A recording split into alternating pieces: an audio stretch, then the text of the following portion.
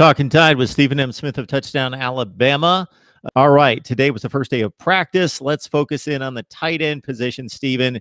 A lot of bodies to deal with there, a lot of guys that you mentioned to me before we came on, although because of a lack of depth, there's been a position change there. And we know on that first level, the replacement situation is about as difficult as it's going to be coming off the heels of the accomplishments of O.J. Howard and then Irv Smith. So the tight end position has been first rate in recent years. And what's the situation look like going into 2019? Well, the big issue here is there's not a lot of depth there's not a lot of true experience at that tight end position. Irv Smith Jr. took the game by storm last year. In his first season as the guy, as the starter, 44 catches, 710 yards, 7 touchdowns to set a single-season record for tight ends. Where the University of Alabama is concerned, he's projected now to be a second-round pick, to possibly sneak in to be a first-round guy. And despite Alabama returning Miller Forristall, who's got experience, the former 3-star from Cartersville, Georgia, who came in the 2016 class, you have Forristall back. You have Major Tennyson back. You also have Kedrick James, who's a freak athlete from Waco, Texas, 6'5", 260 pounds, another junior coming back.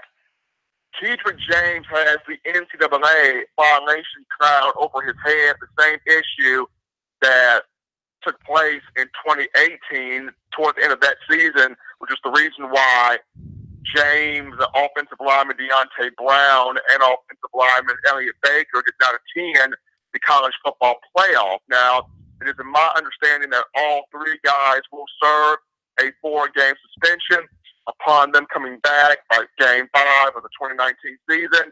Should they be able to work in a role and get their feet back in and contribute to this team remains to be seen. But with James having the NCAA violation over his head, Miller Forristall finally 100% back from suffering a serious knee injury in 2017, and then just, Major Tennyson being young, you need to have a guy that's got that size, that's got the ability that you can bring in there and rotate in with those guys. That's the reason why Alabama chose today to have Cameron Latu, the former 4-star outside linebacker, who came in the 2017 class, Latu at 6'5", 247 pounds. He's got size, got pretty quick speed.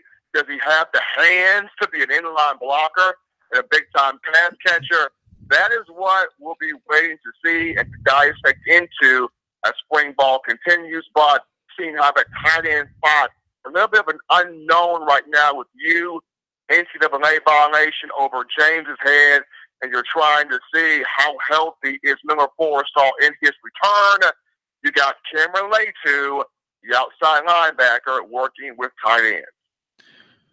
We talk Alabama football on a regular basis with Stephen M. Smith of Touchdown Alabama. This is Mark Rogers TV, the voice of college football. Please join us right here on a regular basis because you can't miss all the content we provide in dissecting the game for the hardcore fan, the smart fan like you, better than anyone else out there. And also, we would like to point you toward SD1 Sports SEC channel as well, where you will see us there providing analysis there. All right, offensive line. I know that this is near and dear to your heart, Stephen, breaking down the offensive line. I love to hear about the big uglies up front and what we can expect. Obviously, similar to many positions along both sides of the football for Alabama, we saw a number of players at the NFL Combine moving on to the next level, key players that are gone from 2018. Your thoughts about the offensive line play under now Rutgers former head coach Kyle Flood? I'm a big guy and a slim guy's body, Mark. So I thoroughly enjoyed the offensive line. And on day one, Kyle Flood, he mentioned coming over from Rutgers University, also spent the last 2 years with the Atlanta Falcons. And Flood is bringing in energy, coaching techniques, attention to detail, all the key ingredients that this front line was lacking in the last few years under Brent Key. No offense to Coach Key, strong recruiter, is right now at Georgia Tech for the Atlantic Coast Conference. But there were times where Alabama needed to have that physical nastiness on that offensive line, and Key could not get it out of those players. You lose Ross Pierschbaker, Jonah Williams, and Lester Cotton to the next level. But the guys Alabama returns, Alex Leatherwood is back, Jedrick Wills is back. I brought up Deontay Brown, Emil Ikior back for his sophomore year, more than likely will play at that left guard position. You got Chris Owens back, young man from the Texas area, came out of Lamar High School at 6'3", 310 pounds, can play at either guard or center, but at this point will more than likely line up and be the starting center for the Crimson Tide. But a young man that is towering over everybody is 6'8", 360-pound Evan Neal, the 5-star from IMG Academy, hails from the state of Florida. This dude right here probably will not start in the upcoming season, but the 2020 year, he will be a starting offensive tackle, primarily left tackle. Got a freakishly ridiculous wingspan, 6'8", 360. Will play quite a bit in the upcoming season, but when you watch this man, Mark, you cannot miss this man. This is a walking fridge with nimble feet, and he's ready to get the job done for the Crimson Tide. But if I had to guess, if I had to give my thoughts on if the Alabama offensive line was to line up right now, who would the starting five be?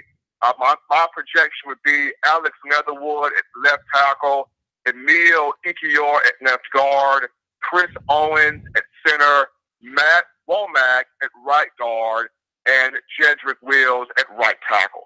And Stephen, again, the kid at 6'8", 360. What's his name? Evan Neal. Evan Neal. And to be that size and to have to play out at that tackle position where you've got to back up quickly and obviously play in space and counter the move of some of the fastest players in college football coming off the edge in the SEC is rather quite the task for anybody. But obviously, as you mentioned, with that wingspan, now that's not going to just make the difference for him. But if he can learn to use that wingspan, as we know, the key to playing offensive line, one of the main keys is obviously quick feet, keep the feet moving, and then also keep the oncoming rusher back off of you and not engaged. And you want to use those arms to keep them back away from you and keep those arms extended. And he's got quite the wingspan to keep those arms just that, extended.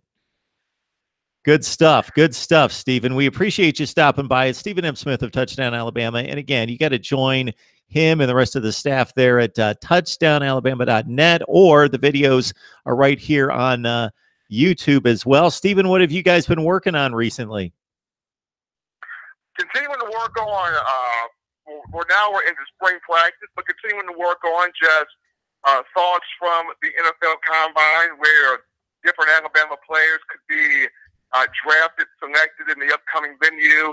Quentin Williams has put himself in the conversation as a top 3 pick, maybe even the #1 overall pick. So we've been diving into NFL Combine talk, which Alabama player could go in which spot. With spring ball now back in, I'm prepared to see a lot of different pieces regarding Alabama players currently that can step up and make a major impact when you talk about the upcoming season.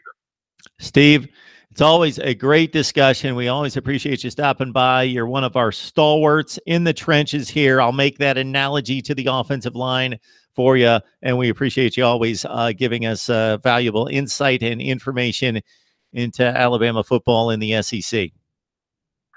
No problem, Mark. Thank you, and you enjoy that weekend coming up for you. All right, sir. We appreciate it. Thank you so much.